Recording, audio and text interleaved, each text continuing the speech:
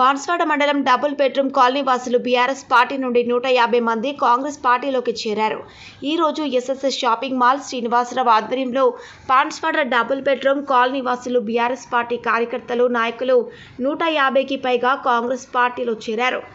Congress party incharge ఏనుగు Ravinder Reddy CM Revanth Reddy హామీలు 6 గ్యారంటీల అమలు తీరు చూసి వీరు ఏనుగు రవీందర్ రెడ్డి చేతుల మీదుగా కాంగ్రెస్ కండువా కప్పి పార్టీలోనికి చేరారు.